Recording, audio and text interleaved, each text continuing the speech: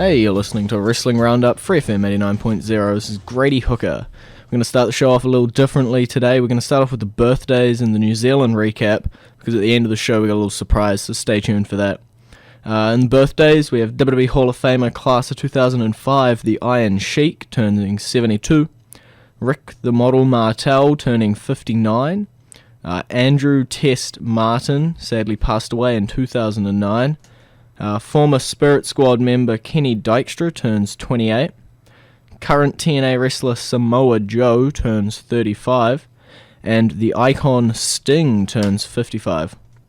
Current WWE superstar Evan Bourne turns 31. And the current WWE Divas champion AJ Lee turns 27. In a New Zealand recap, tomorrow, IPW The Ultimate Prize, Linfield Rec Centre up in Auckland. Head up if you can get there.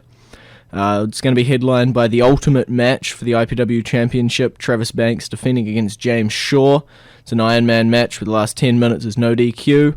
The Tag Team Champs will also be putting their titles on the line against TNT, and the IPW Interim Women's Championship will have a rematch from last show where Brittany will take on Olivia Shaw, and we've also got a handicap match where the O's Alfred Valentine takes on Pat Shisk and Kurt Chaos from The Investment.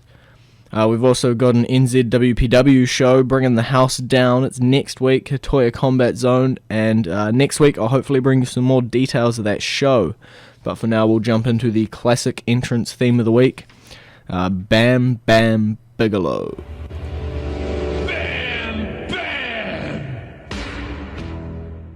And you're back with the Wrestling Roundup, FreeFM 89.0, Grady Hooker, and live on Skype, Josh. Yo. Raw starts off, Hulk Hogan, huge announcement, pun intended. Yes, the Andre the Giant over-the-top rope battle royal that'll have 30 minutes. And it seems everybody wants a shot at this. It's going to be prestigious. Hopefully it will be going forward. I enjoy the fact that it's for a trophy. Anybody who knows anything about the build for WrestleMania 3 knows that it all started over a trophy. Okay. Well, if they can hold it for maybe a year or something if we're going to do this annually. It's definitely a way to get a lot of people that they didn't know what they were going to do with, or wouldn't have been on the card otherwise on it. Yeah, I think we got like 5 main event matches that are all singles matches. Except maybe the main event, but we'll talk about that a little later. Yeah. Yeah, I think we got like Cena Bray, the title match, but Taker, Lesnar, and then Bryan Triple H. Yeah. Probably missing one here. But that's a lot of singles matches. So time-wise, you wouldn't have got much talent on the card unless you had a big match like a Battle Royal. And I'm pretty sure you were saying Battle Royal ages ago. Yeah, I've been thinking that it was pretty perfect. I mean, the first WrestleMania had a Battle Royal on it, so it makes sense to throw back. But hey, we'll see how it goes. I think you probably know more than me about who's been announced to be in it, but we'll just hush for that until now. John Cena tries to throw his hat in the ring. But then he's kind of goaded into challenging Bray Wyatt, who accepted, and that's the match you forgot. But yeah, and we knew the match was coming. But Yeah, to have Cena issue the challenge? Cena issued the challenge, and then Bray accepted in a promo later on in the show. Okay. And Cena also easily beat Eric Rowan. I wouldn't exactly say a row-up was, which, by the way, Cena rarely does. True. Was an easily beat somebody. Yeah, fair enough. I think, though, anyone who thought the match was going to go the other way without DQ was a little crazy. But yeah, it was definitely definitely a decent little short match. I'm excited to see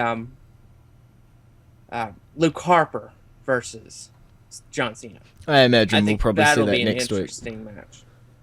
Okay. Well, we're going to skip over the Authority promo and sort of bundle that all together. So we'll talk about the next match. The Usos this time definitely, easily took out Rybaxel. Yeah. They're definitely building on the momentum of them winning the titles, but now we're starting to see a problem. We're starting to see who are they going to be able to actually face for the title, to defend their titles. Rybaxel sort of has become the 3MB of the tag team division. Yeah, the tag team. It's almost like Vince McMahon has suddenly soured on the tag team division again. He's sort of like a roller coaster. He's up, he's down, he's up, he's down. But who knows? We've still got a fair few. We've got the Rhodes Brothers, the Real Americans. If you really wanted to, the Shield. Possibly pair a few people up, or even bring up the Ascension. So there's still options, but it's almost like, but it is like Vince has suddenly taking a turn on the tag team division again, which he seems to do every few months. Yeah, he builds them up just to break it back down. Okay, so up next, Big E took on Jack Swagger, and Jack Swagger still misses out. Yeah. At least Big E got a clean victory this time. Yeah, and it wasn't someone diving in to do some weird DQ finish. But it seems, I don't know if it means anything, but Big E is pretty central to the Real Americans with their tension. Yeah, that's why I had suggested that we see a triple threat for the Intercontinental Championship. Because I thought, well, there was really no point in them doing the breakup with him around unless they were going to maybe make them for the title. But then they put Big E in the Battle Royal. Yeah, I don't know what's up, because over on SmackDown, the Real Americans had a match against the Rhodes Brothers, and they seemed pretty cohesive. Yeah, I think that's part of that. Vince McMahon doesn't know what he wants to do with the tag team division thing. True. So we'll jump back, and The Undertaker had a small little promo before Paul Heyman interrupted him. Yeah. I liked how I liked what Paul did in the promo, and I really liked how short and to the point The Undertaker was. Yeah. I think we're going to see a lot more back and forth between The Undertaker and Heyman. We all know Brock Lesnar isn't the best on the mic, and we also know that it costs every time they bring him in. Yeah. Plus, there's always the chance that he might throw a monitor in the ring and have it bounce out and hit somebody in the stands. There's always a chance of that. Which actually did happen a couple weeks ago. Yeah. Pretty hilarious, though. Come on, what's the odds of that happening? With Brock Lesnar, pretty high, because there was a couple times when he was using those chairs on Big Show and he threw them in the ring. They bounced up and nearly bounced out of the ring. Good call. And would have been flying towards the stands. Okay. Well, talking about tag teams that are no longer breaking up, the Shield, they took on the Rhodes Brothers, and again, very cohesive. Yeah, I think there's actually some argument going on between Triple H and Vince about what to do with the Shield right now. Yeah. I don't think they either one have. They both have an idea for them, and that's why we're seeing such wishy-washiness between them. One week they're on the outs, the next they're seemingly back together. Yeah. If we jump over to SmackDown, they had a lot of arguments with Kane, and then cost Kane the main event match against Big Show. Not really. They just didn't help him. Yeah, which cost him the match. It was Kane that turned around and got knocked out. True. But then they sort of fought a little bit, so maybe we're seeing a change in attitude of the Shield as well. Yeah, we could be seeing a mythical face turn for them. All three at once, it's amazing. Yeah. I never would have thought that would ever happen, but it's definitely a possibility now. Fair enough. We'll jump back over to Raw. We're just ping-ponging between the shows tonight. The Bella Twins beat AJ and Tamina. AJ can only win when her title is on the line. As was proof the next night on Main Event. Title on the line, she retains. Yep. I don't know what they're doing here. It's possible they could be building towards a WrestleMania match. It could be possible they're building to a multiple-person WrestleMania match. Well, if you look at it, you got AJ. You got a Tamina who's going to snap at any second. You got Natalya who got a shot at on Main Event. You got Nikki who's got a clean pinfall victory. You got Naomi who was the number one contender until she got injured. There's a lot of divas with claims to that number one contender spot. Yeah. So it'll be quite interesting to see if they do a Divas match, and if they do a Divas match, who will be in it. Yeah. Nikki did hold up the title, so I think she wants in. Yeah. Straight afterwards, I only got to mention it a little bit. NCIS LA. We get a little interview with them in the crowd. Yeah. I don't really watch this show that much, but it's one of the programs that is a lead into Raw here in the U.S. Okay. I know here in New Zealand I watch it quite often. It's quite a decent little show, so I think that was more of them doing nicey nice with their network, allowing the plug. But, should I talk about it? We only got a little bit. No, I'm going to skip over it. I'm going to leave it for the end of the show. I'm skipping over the next segment. And we're going to go straight to the Sheamus Christian Memphis street fight. This is a cage match all over again. But, come on, was any app going... Was the poll not going to go for the Memphis street fight? They would have rigged it if they had to get the Memphis street fight. They're in Memphis. Everyone's going to vote Memphis street fight. Yeah. Personally, I would have liked to have seen the 2 out of 3 falls match. But the Memphis street fight we knew was going to win, and we knew it was going to win big. And Sheamus won. Yep. And that still gives you the question of why, if they're going to do this match at WrestleMania, why the heck are they doing a bunch of matches of it now? I'm pretty sure Sheamus has won all of their encounters. Yeah. Yeah, he has. It's quite amazing. They keep doing it over and over and over, and Sheamus just keeps winning and winning and winning and winning. I'm still waiting for Christian to either cut one more match promo with him, or the breakdown and start acting like he was in 2002. Just to start throwing temper tantrums. Okay. So we'll go to the main event. We got a little bit of time left. Big Show and Daniel Bryan versus Batista and Orton. We saw this on SmackDown last week. No, it was Kane and Big Show, or Kane and Orton. Oh, I see. We saw a formation of this on SmackDown. Yeah, it was Kane and Batista. It was not. It was Batista and Orton. This. My bad. I forgot that the champion never appears on SmackDown. Don't correct me on that. Let's just go. The match.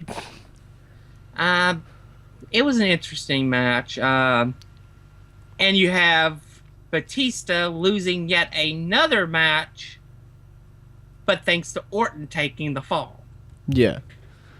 Batista's not very happy, especially after what happened earlier, which we'll talk about later.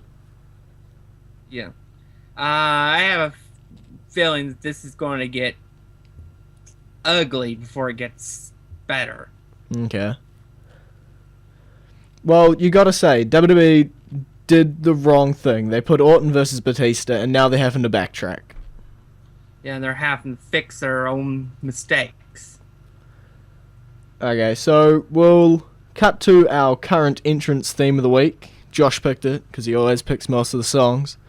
It's an NXT wrestler. It used to be Leo Kruger, now Adam Rose, with World Gone Wild.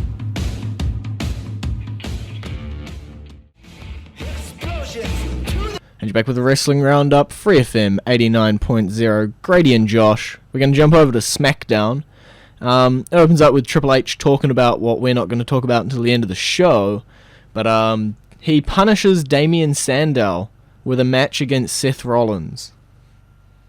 And then, yes, and Sandow and Rollins put on a good match. But Sandow does what Sandow Sandow does, and that's lose. Yeah, sadly. And then he got a triple powerbomb for his trouble. We haven't seen triple powerbomb coming from the Shield for a little while. That's another sign of their solidarity. Fair enough. We'll go down a little bit. Nikki Bella, following up from her performance on Raw, pins AJ cleanly. Yep. So I have no clue what's going on here. But it's clear that they're at least trying to make Nikki look better, so that they would legitimize possibly her as a Divas champion. Rack Attack. Yeah, and that is a nice finisher. Okay, they also announced a Hall of Fame inductee on SmackDown. Yes, Carlos Colon of the Colon family, which is famous in Puerto Rico. He has a son and a nephew in WWE right now. Primo and Epico and Fernando and Diego. Yeah, Los Matadores. Do I you have no think? idea which is which. Yeah. Do you think they'll bring in his other son Carlito to induct him? Maybe. It's possible, but I would expect Los Matadores to do it. Yeah. Okay. But they could just bring in Primo because they have done entire families to induct somebody before. True. So I'm looking at this now. We got 6.5 minutes. I think it's time to talk about the big subject of the week. Occupy Yes. Raw. Yeah, it was one of those memory moments that you will remember forever, Yes. and it will be one of those things that will be shown forever. Yes. It was kind of akin to Stone Cold Steve Austin's beer truck. It was huge. Like, when you saw people coming in, you're like, okay, maybe 2 or 3. Holy, that is getting full. And yeah, they had the ring full. They had the ring surrounded. I'd say there's probably 100 people total. And they all got to wear a Daniel Bryan t-shirt. Yep. Now, not all were fans. Sadly. Sad. But it was still a very impressive sight. Yeah, in your mind, you could sort of throw your disbelief out the window for a little second and believe that they were all Bryan fans. Yeah, because when you see the sign guy, you know that there are at least fans in there. Yeah. So that gives it legitimacy. And the guy that kept hugging Daniel Bryan. But yeah, it was an impressive moment. And it all led to exactly what we have wanted since SummerSlam. I'm pretty sure a little while ago I said that the stipulation would be added, and you're like, I don't know if we can do that anymore. Because I was convinced WWE was going to stick to their guns no matter what and give us the match we didn't want. Yeah. But we could get Bryan in that match. Yeah. But I have a feeling they'll probably tweak it so that they'll tweak the stipulation so that it will make it less obvious, and probably just make it the winner gets in it. Yeah. I could see that happening. It would make, like, with this, it's pretty obvious Bryan's going to win and go in to the main event. Yeah. But if it was the winner gets in it and becomes a triple threat, that gives you a little bit of doubt because everybody knows Triple H's ego. Yeah. Maybe they could, if it was the other way round and it was just Bryan, I could see him maybe losing it due to dubious circumstances, but then Hogan letting him in the match anyway. Yeah. So we'll have to see going forward, but we're going to get Triple H versus Daniel Bryan, and if Daniel Bryan wins the match, we get Randy Orton versus Batista versus Daniel Bryan for the World Heavyweight Championship. It's definitely made WrestleMania a lot more exciting than it was. Yeah. And I'm pretty sure, message to CM Punk somewhere out in Chicago right now, this could have been you. Yeah, they offered him up to Raw Chicago last week. They were offering him this match. They were offering him to put him in the WWE World Heavyweight Championship match to bring him back, try to bring him back. And as we saw, he didn't come back. Nah, he preferred the Talking Dead.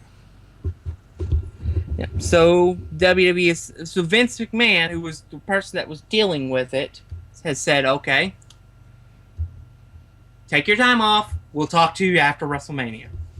Keep your ball. We don't want it." Yep. It's actually getting to the point where they're just like, come back to us when you're ready. Yeah. We're done until then.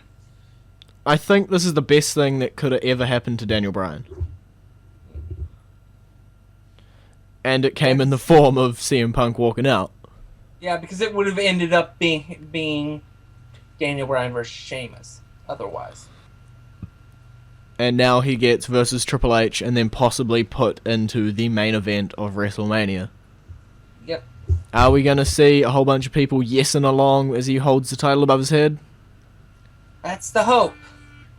But it'd probably be Batista holding the titles above his head as fans throw garbage in the ring. So he wins, everyone's booing, and we end this monumental WrestleMania on the worst note ever. Yeah. Would they really do that? This is WWE. They put the title on a 48-year-old Hulk Hogan once. Good call. I think they might do it. Heck, they put the title on Vince McMahon once. Yeah, that was a bit of a... That was for storyline purposes. So, they could do anything. And they have no competition, so there's no repercussions. True. So you're saying Batista's going to walk out with the title? I hope not. But that's your prediction? Your early prediction? My prediction is it's possible. Okay. You just don't want to admit that that's what's going to happen. I catch your drift. So you'd rather Daniel Bryan? That's what I want. That's what I've been wanting since SummerSlam. Okay. But I could see the WWE screwing him over and Batista walking out with the championship. Yeah, I could see it all. I don't really see Randy Orton walking out with the championship, though. Yeah, okay. Well, that's about all we got time for, so it's been great talking to you. And great being on again. So yeah, at the start of the show, I promised you a little surprise for the end of it. We're actually, for our 52nd episode, one of the other hosts, Fid McAwesome, has decided he's going to donate a DVD to give away for us. It's WWE TLC 2013. So we've got one copy of that to give away. Fid will pay shipping and everything to get it to you anywhere. There's two ways to enter. You can either to head over to Facebook and like his and our page. So ours is Wrestling Roundup Radio, and his is hashtag Radio NZ, and then just post on either page that, I'm entering the competition for the DVD, and we'll enter you in. Or you can head over to Twitter and follow, again, both us and him. It's at Wrestling R Radio and at hashtag Radio NZ, and then tweet either of us again, just, I'm entering the competition. We should draw and announce the winner next week at the end of the show, and get a hold of you via Facebook or Twitter to get delivery instructions to send out the DVD. Hopefully this is a sign of things to come. We can get some more giveaways going on. So that's it for the show. As I just said, our Facebook link, facebook.com/Wrestling Roundup Radio, and our Twitter link, twitter.com/Wrestling R Radio. Or visit our website, wrestlingroundup.host22.com, for all of our blogs, articles, and news and views about wrestling. We got The Streak by Josh. It's coming to an end soon. WrestleMania 30. It's the last article. We got NXT's Big Thing, where Brandon talks about what he thinks about NXT's superstars, and I list my top 10 things of a certain subject. So that's it for this week, and I'll see you next week.